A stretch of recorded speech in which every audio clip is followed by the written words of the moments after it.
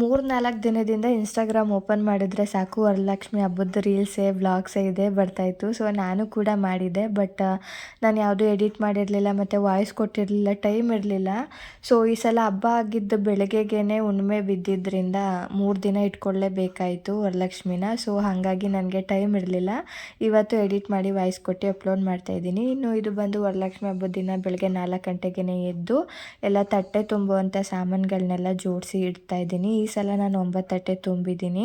So ನೈಟೇ sari ಎಲ್ಲ ಉಡಿಸಿ prepare ಮಾಡಿ ಇಟ್ಕೊಬಿಡೋದ್ರಿಂದ ಬೆಳಗ್ಗೆ ಎದ್ದು ಅಷ್ಟು ಕೆಲಸ ಇರೋದಿಲ್ಲ. ಕೆಲವೊಂದಿಷ್ಟು ತಟ್ಟೆಗಳು ಇಡಬೇಕಾದಂಥ ಕೆಲಸಗಳಿರುತ್ತೆ.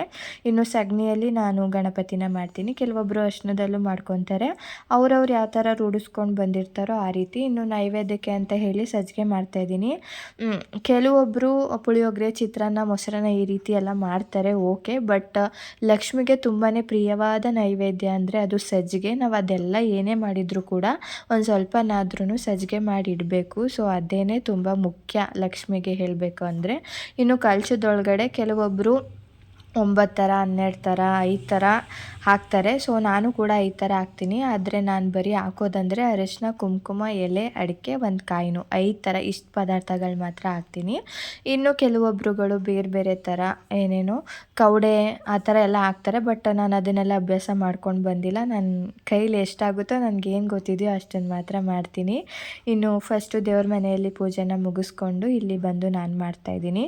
ಮದುವೆಗಿಂತ ಮುಂಚೆ ಮಮ್ಮಿ ಜೊತೆ ನಾನು ಮಾಡ್ತಾಯಿದ್ದೆ ಹಬ್ಬನ ನಮ್ಮ ಮನೇಲಿ. ಮದುವೆ ಆದಮೇಲೆ ಮಮ್ಮಿನೂ ಅಲ್ಲಿ ಮಾಡ್ತಿದ್ರು, ನಾನು ಇಲ್ಲಿ ಮಾಡ್ಕೊಂಡು ಬರ್ತಾಯಿದ್ದೆ. ಬಟ್ 2 ವರ್ಷದ ಹಿಂದೆ ತಾತ ತೀರೋದ್ಮೇಲೆ ಮಮ್ಮಿ ಹಬ್ಬ ಮಾಡೋದನ್ನು ನಿಲ್ಲಿಸಿದ್ರು. ಅಂದರೆ ದೇವ್ರ ಮನೇಲಿ ಮಾಮೂಲಿ ಪೂಜೆ ಮಾಡ್ತಾರೆ, ಬಟ್ ಈ ಥರ ಗ್ರ್ಯಾಂಡಾಗಿ ಏನೂ ಮಾಡೋದಿಲ್ಲ.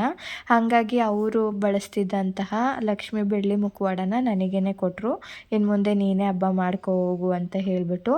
ಹಾಗಾಗಿ ನಾನು ಬೇರೆ ಅವ್ರು ಕೊಡೋದಕ್ಕಿಂತ ಮುಂಚೆ ಆರ್ಟಿಫಿಷಿಯಲ್ ಎಲ್ಲ ಬರುತ್ತಲ್ವ, ಆ ಥರ ಮುಖವಾಡನ ಇಟ್ಟು ಹಬ್ಬ ಮಾಡ್ತಿದ್ದೆ.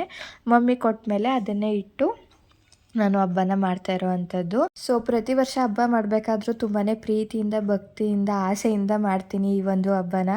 ಸೊ ನನಗೆ ನಾನು ಅಬ್ಸರ್ವ್ ಮಾಡಿರೋ ಥರ ಲಕ್ಷ್ಮಿ ನಮಗೆ ಪ್ರತಿ ವರ್ಷವೂ ಫೈನಾನ್ಷಿಯಲಿ ಒಂದು ಸ್ವಲ್ಪ ಇಂಪ್ರೂವ್ಮೆಂಟ್ನೇ ಮಾಡ್ತಾ ಇದ್ದಾರೆ.